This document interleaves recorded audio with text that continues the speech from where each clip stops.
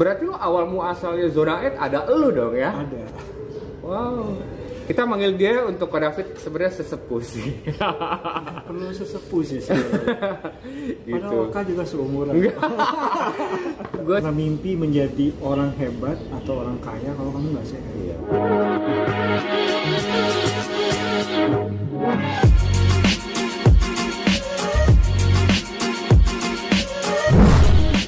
Hai guys, balik lagi bersama gue Oka Bryansyah di acara Bisik Bincang Asik bareng Zone 8. Sebelum kita berbisik-bisik dengan salah satu founder terlamanya, bukan terlama ya, paling lama dari awal ya kok ya.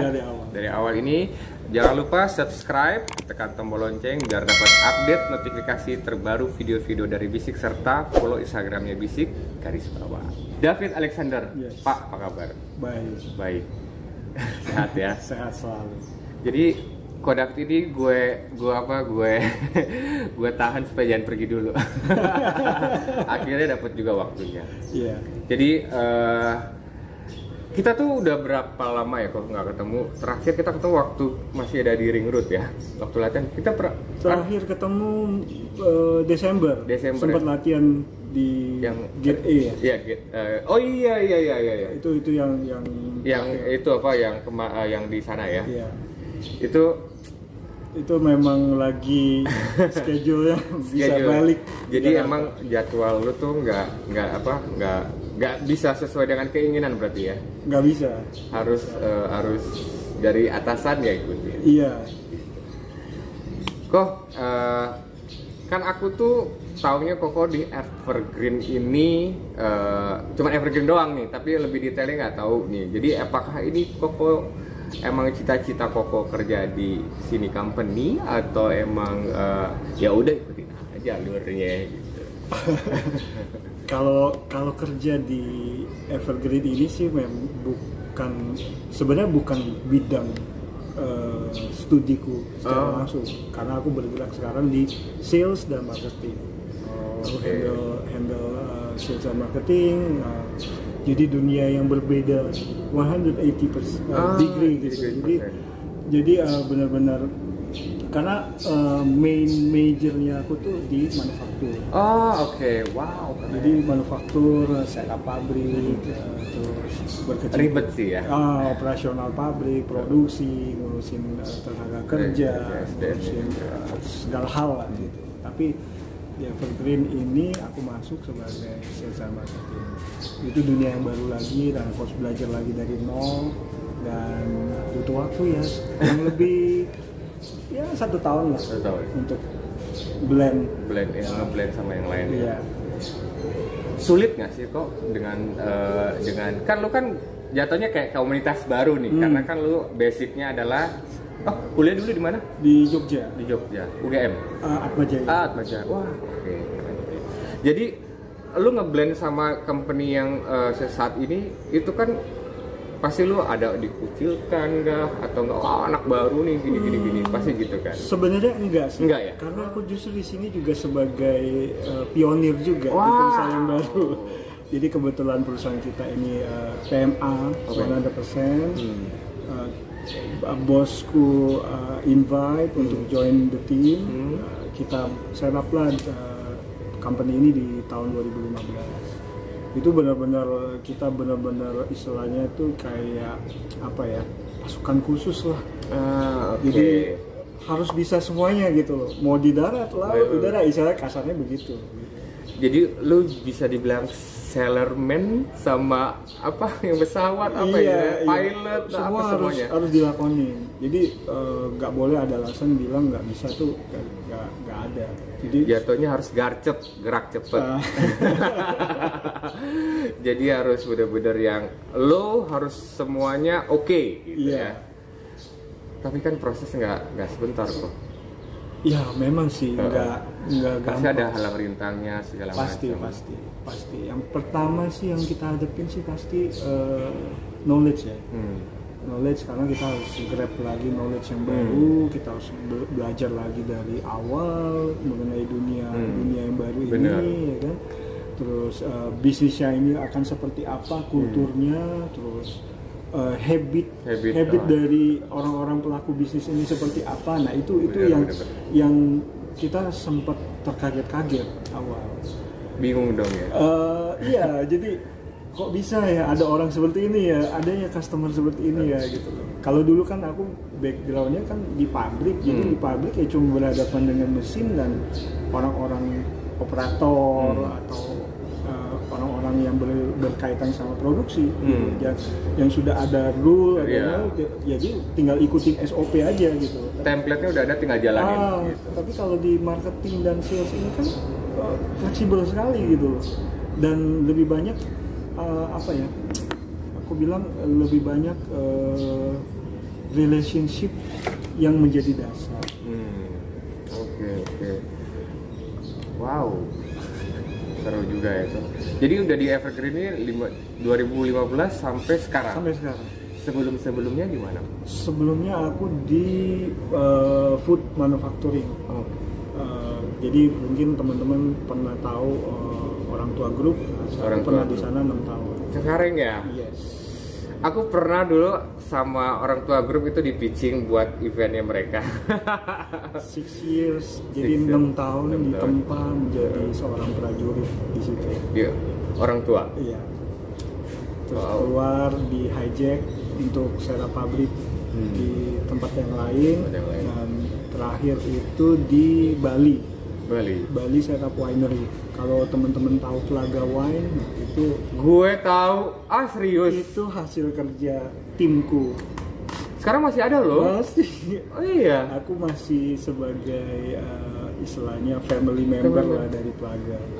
Oh, oke. Wow, oke. Gue soalnya mabuk di situ. Di mana? Winehouse. Oke. Siapa sih yang ya orang Cici. sana? Cici. Iya. Allah. Kenal lo, Cici. Tapi dia di marketingnya. Iya, marketingnya. Kalau aku di winery-nya. Oke. Oh, situ ketahuan dah. Jadi di Bali tuh sempat berapa tahun? Almost 2 years, 2 tahun. 2 tahun. Fun di Bali? Terlalu fun. Every day is holiday. Pastilah seru lah, Bali lah gitu ya. Bali. Dan lu kenapa dari orang tua moving ke Bali, atau sebelum dari orang tua ke Bali dulu baru? Enggak. Orang tua dari Orang Tua Group, kita masih di Jakarta base kerjaannya. Terus aku sempat vakum juga, jobless lah istilahnya. Dan setelah itu ada panggilan untuk masuk ke Bali. Offer challenge gitu, mau nggak kamu jadi tim konstruksi dan setup winery dari awal sampai operasional dengan tim yang terbatas. Jadi istilahnya aku harus setup orang lagi, rekrut orang lagi gitu kan, menjadi satu super tim gitu. Nah itu aku lakukan. Lu bintangnya apa sih? September ya? Virgo. Oh, Virgo. Gitu. Oh iya, tanggal berapa sih? Tanggal 15? 5. Oh, tanggal 5. Wah, Virgo sih pakem sih. Lo harus ikutin apa kata gua. Tapi kalau lo punya solusi, coba lo lakuin dulu. Gitu. Nah, benar. Benar. Ya kan? Keras sih Virgo. Keras tergantung situasi. Kalau aku sih bagiku sih prinsip ya. Prinsip itu jangan dilanggar. Jadi kalau mau kerja bareng sama aku tuh kita fun. Fun, jadi dalam arti you are part of my family gitu. Karena aku bagiku tim itu adalah satu the second your family. Iya, itu keluarga. Jadi dimanapun aku berada, aku selalu membangun keluarga. Jadi timku itu kerja bukan kerja dalam kondisi ketakutan. Under pressure boleh, tapi bukan ketakutan. Jadi aku berusaha untuk membuat suasana kerja itu seperti kalau anak kecil diajak ke playground. Itu yang aku create gitu. Jadi bahwa jadi mereka tuh antusias. Papa mau ajak kamu ke playground gimana? Anak kecil kan kalau diajak begitu kan pasti exciting gitu. Nah aku mau timku itu aku create seperti itu. Dan itu memang aku udah lakonin sampai sekarang. Sampai di Evergreen. Sampai sekarang. Anak gua ada berapa kok di Evergreen? Kalau total sih ada sekitar 25 ya. Oh banyak juga ya. 25 tim, 25 orang. Oh banyak juga lah. Iya. Satu orang aja Dengan berbagai macam karakter. Iya karakter kan. Rata-rata orang Indonesia atau Indonesia tapi bosku orang Chinese benar-benar dari mainland ya. Oh mainland. Jadi beda kultur lagi. Jadi aku udah kayak jadi jembatan antara kulturnya mainland sama kulturnya Indonesia gitu. Pernah nggak sih sama si bos lo ini? Oh, David kamu gini. Ada lah pasti ya. Ada. Itu normal lah ya. kerja. Yang penting kalau aku sih prinsipnya selama kita kerjanya benar, kita nggak perlu takut. Kalau kita harus akui langsung. Harus bijak. Nah, terus harus kasih solusi. Yeah. Sebisa mungkin kita memberi solusi, bukan selalu merongrong manajemen. Ada aja kurangnya ya. Iya, gitu ya. jadi aku biasa bekerja tanpa apa ya, maksudnya prinsipku gini, aku tahu kamu bosku, kamu gak usah pusing, aku udah tahu tanggung jawabku, jadi aku bekerja, pokoknya sampai kerjaanku beres aku akan report. Di tengah perjalanan proses itu ada kendala, aku pasti akan report. Jadi nggak setiap saat report itu aku nggak. One week report, monthly report enggak. Yang penting kerjaan kelar, report. Pokoknya bagaimana caranya aku tuntaskan kerjaanku, selesai, aku akan report. Dan lu pun juga tenang kerja. Jadi udah di Indonesia udah berapa kali nih keliling-keliling nih? Hampir seluruh Indonesia ya. Tinggal Papua aja aku belum. Papua belum? Belum. Aku Papua udah sih. Tapi ya yang ya ini aja kayak Raja Ampat, yang terkenal-kenalnya, tapi yang sampai pedalaman kayak lu lakuin ini belum. Jadi Koko ini sukanya hiking, terus ke laut. Banyak ya hobi lu ya. Hobi ini sebenarnya apa sih sebenarnya lebih spesifiknya? Sebenarnya pendaki gunung. Itu main. Itu pendaki gunung. Terus yang kedua sekarang lagi mempelajari, lagi mau ngambil license freediving.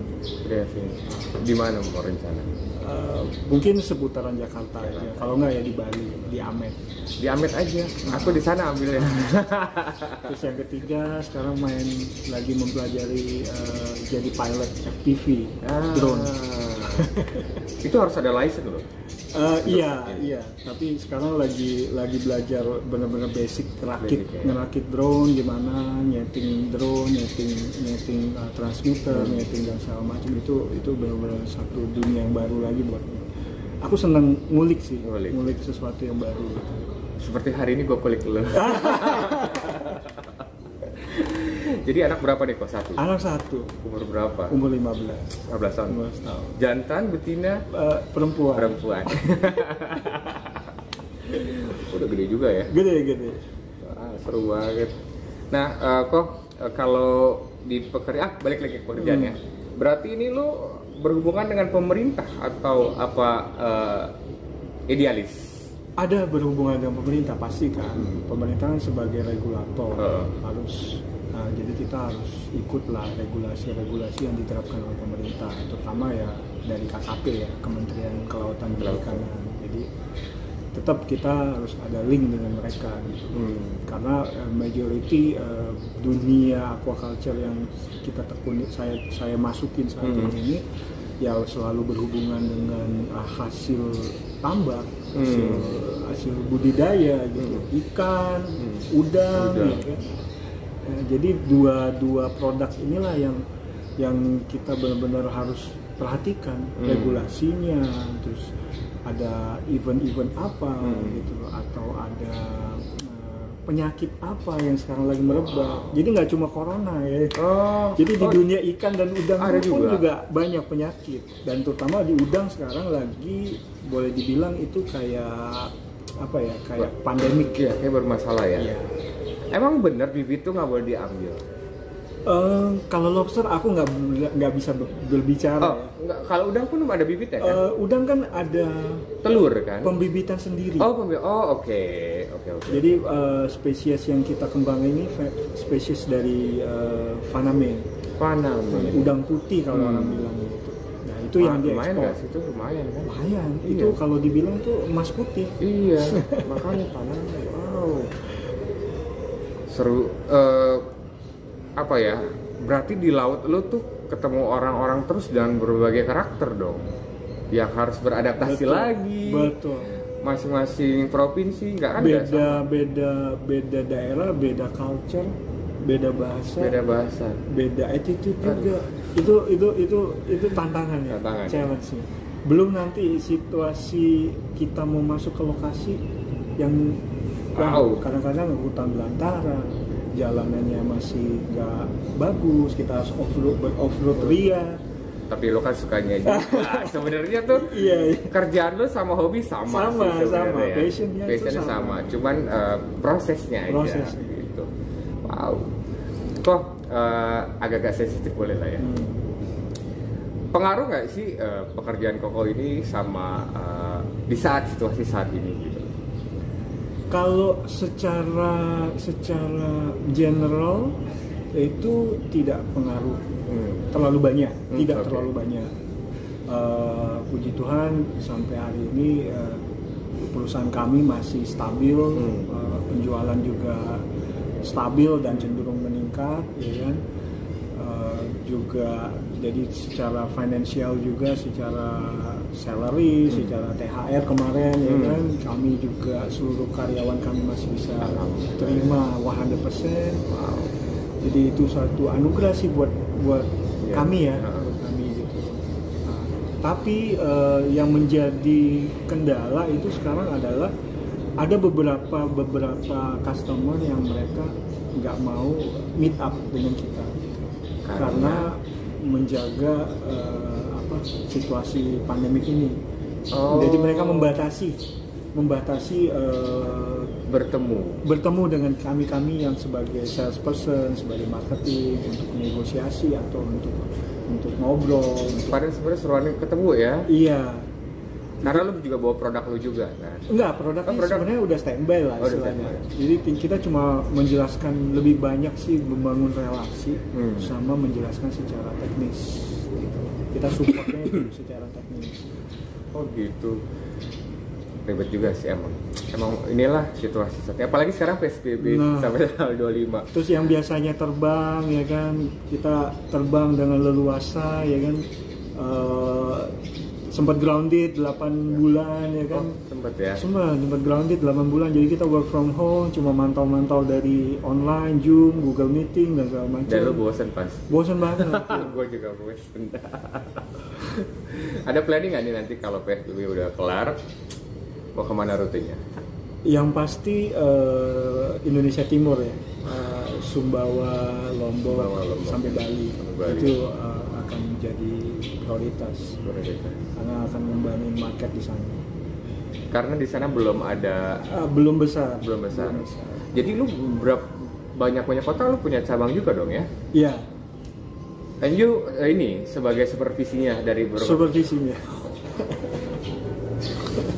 Total kita 33 provinsi ya kalau nggak salah ya. 33. Terus satu provinsi berapa kabupaten ini segala macam itu yang harus ini harus masuk. What? Tapi untuk area-area provinsi yang memiliki prospek budidaya untuk udang dan ikan yang bagus. Iya, soalnya satu provinsi aja berapa daerah yang harus itu besar banget. Makanya gue nggak kebayang sih jadi dulu. Tapi karena lo ada tim kan? Ada tim. Cuma yang ya suka dukanya yaitu kalau kita lagi menempuh jalan darat dan daerah yang kita kunjungin itu sangat-sangat terpencil, itu kendalanya satu diakomodasi makanan. Berarti lu ketemu sama gubernur, wali kota, ini segala macam? Oh enggak? Aku nggak main kesananya. Aku mainnya justru ke pesisir pantai. Oh berarti lu edukasi mereka dong pasti kan? Edukasi dan ya sekali kita juga menjual produk ya kan? Oh oke. Berat juga ya bang? Berat. Emang kerja nggak berat. Semuanya berat kok, cuman dinikmatin aja. Pasti di bawah ya fun kan? aja. Di bawah fun aja. Kok anak satu, istri PNS tadi ya? Terus kokonya juga suka traveling. Kadang-kadang suka bawa anak istri nggak sih kalau sambil kerjaan? Jadi jadwal di keluarga kami itu memang 1 tahun sekali harus ada me time. Ya, kurang lebih sebulan. Enggak. 15 hari. Depends lah, depends. Ya mungkin 3 hari, bisa seminggu, tergantung. Yang sering pergi me time dengan your family di mana? Ya kita biasanya camping ya. Karena aku memang membiasakan anakku juga dan istri untuk enjoy dengan nature ya. Jadi back to nature gitu. Gila, family man banget. Gue gak pernah ngajak anak gue camping loh Pak. Gak pernah, belum. Wow, itu camping itu benar-benar totally camping, tapi dengan ikut sama. Ya kan kebetulan kan equipment kan aku udah punya sendiri. Jadi paling kita cuma sewa space. Tapi kadang-kadang juga pernah kalau kita lagi nggak mau ribet, ya kan, nggak mau banyak bawa, pokoknya cuma tinggal bawa alat makan aja sama bahan makanan, udah kita sewa tenda. Biasanya kemana camping-camping itu? Paling Sukabumi. Sukabumi mah seru. Sukabumi, banyak terus paling Cibodas. Ini lagi ngincer lagi nih, ada satu tempat baru di daerah Bogor. Tapi aku belum pernah ke sana. Lagi mau disurvei. Gue tuh kemarin lari ke Bogor sama Pak Wali Kota Bogor. Jajan itu kali. Namanya sih ya mungkin bukan endorse ya dia. Filemon Camp. Filemon Camp. Kita itu, kemarin Mulia Jadi kita kemarin. Itu jadi kayak bener-bener back to nature, semuanya itu dimasak dengan kayu. Jadi totally pondokannya itu dibikin pondokan mungkin seperti bushcraft lah, semi bushcraft gitu. Jadi keren banget. Boleh tuh. Lemon Campground. Iya, anak-anak tuh pasti suka kan, dan harus kayak gitu kan, lu kayak mengedukasikan bahwa lu sama alam pun juga berbaur. Harus. Karena lu emang basicnya hiking, alam. Jadi anak lu harus cobain apa yang Dedi. Lu manggil Dedi apa Papi apa Ayah? Dia panggil aku tuh antik sih sebenarnya. Apa? Papu. Ada artinya? Itu panggilan sayangnya dia dari kecil. Kalau ke mamanya? Mamanya Mamu. Jadi dia panggilnya Mamu, Papu. Jadi itu memang panggilan sayang dia buat kami. Jadi itu juga ya, seru anti mainstream. Beda dari yang lain. Wow. Kok ikut zona 8 kan berarti Koko udah dari awalnya, dari yang berapa Pak? Berenam ya? Berdelapan sampai sekarang. Walaupun sekarang emang Koko lagi sibuk kerja juga gitu kan. Setidaknya berarti lo awal muasalnya zona 8 ada elu dong ya? Ada. Wow. Kita manggil dia untuk Ko David sebenarnya sesepuh sih. Perlu sesepuh sih sebenarnya. Gitu. Padahal Oka juga seumuran. Gue sih gue sama sih. Malah duluan lu sih, kok gue masih yang udah yang ke-8 ke-10 orang yang ikut latihan sih. Tapi lebih cepet lu karena sebelum komunitas sebelumnya kan aku udah ikut kan. Jadi lebih lama dia lah daripada gua. Jadi passion untuk sehat. Jadi prinsip gimana ya, kalau dalam hidup saya tuh 2015 tuh titik balik. Dimana waktu 2015 dan sebelumnya itu kehidupan kesehatan itu tuh nggak menjadi suatu prioritas. Sakit-sakitan terus ya kan, setiap bulan tuh pasti ada sakit tenggorokan lah ya kan, flu lah, demam lah gitu loh ya, karena gaya hidup nggak sehat ya kan. Ini yang di Bali? Di Bali. Oke. Dan sebelumnya juga makannya juga jorok. Ya, istilah jorok dalam tanda petik ya. Nah, setelah ketemu komunitas olahraga di GBK ya kan, salah satu ketemu coach yang captain-captainnya kita, terus founder-founder yang lain gitu. Jadi semangat gitu, dan ngalamin satu perubahan yang luar biasa bahwa kesehatan itu tuh sangatlah penting. Karena kalau kamu nggak sehat, kamu nggak akan bisa bekerja mencari uang. Jadi jangan pernah mimpi menjadi orang hebat atau orang kaya kalau kamu nggak sehat. Iya. Jadi dan harus waras zaman sekarang. Benar. Harus waras zaman sekarang. Wow. Jadi emang semua tuh nggak gampang, harus ada prosesnya ya, nikmatin aja lah ya. Tapi lu menghadapi gue udah capek sih ngomong pandemi. Lu menghadapi kenyataan saat ini ya udah nikmatin aja gitu. Atau lu kan Virgo nih. Virgo itu orangnya apa ya? Nggak bisa, lo harus gini, lo harus gini, lo harus gini. Tegas loh Virgo itu loh. Karena mantan bini gue Virgo dulu. Gitu loh. Dan harus didengerin. Betul. Nggak boleh dibantah satu. Nggak bisa kayak gitu. Nah, itu pengaruh nggak sih untuk di saat ini pandemik? Kan kadang-kadang kan lu punya ritme kan nggak sama dengan ritmenya bawahan Koko, atau nggak di anak, atau nggak di istri gitu. Berarti lo harus mengendorkan keegoan atau gimana? Ya harus lebih fleksibel sih kalau zaman sekarang sih, ya. Apalagi kalau ketemu anak milenial yang sekarang punya kita milenial kok. Teenager gitu ya. Kita sebenarnya Gen X sih sebenarnya. Bener. Cuman mukanya aja milenial. Ya kalau kita nggak fleksibel susah. Kan kayak sekarang pandemi kerja. Gimana caranya supaya kita bisa kerja baik gitu kan kalau kita nggak mengadaptasi. Sebenarnya adaptasi ini kan bagian dari nature-nya human kan. Manusia sendiri itu sebenarnya memang cenderung untuk beradaptasi gitu. Jadi tinggal pintar-pintar kita aja gimana menyesuaikan diri kita dengan lingkungan yang ada di luar kita gitu.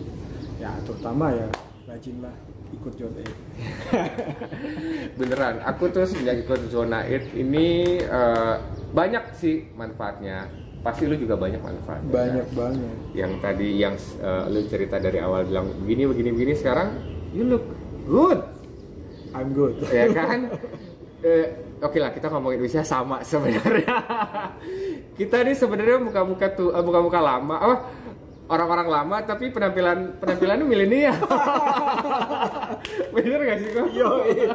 Jadi kita tuh gak mau kalah dengan kalian.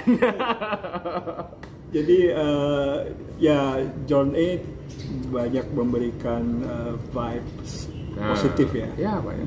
Good vibes gitu loh buat society, buat community gitu. Jadi salah satunya yaitu stay positive, stay healthy, stay insane. Terus, and you look young. Like us. Tas dulu. Wah, pembicaraan ini nih pria dewasa. Harus strong. Umur boleh tua. Iya betul. Umur boleh tua, tapi strong harus nomor satu. Sama kehidupan maksudnya.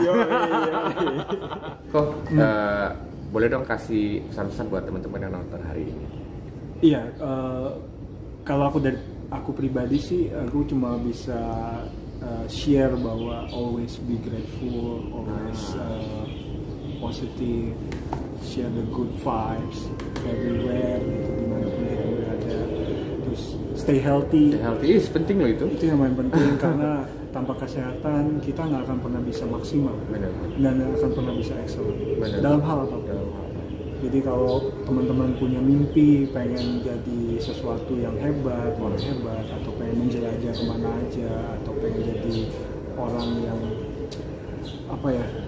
kaya gitu misalnya, mau kerja maksimal gitu, tapi kalau nggak sehat percuma. Jadi tetaplah health itu paling penting. Tapi selain itu tetap always pray. Karena itu adalah Tuhan adalah segala sumber dalam kehidupan kita. Sama harus berpikir. Yes. Pray dan berpikir. Kita hari ini cocok banget. Ya. Gue gak janjian. Gak janjian padahal.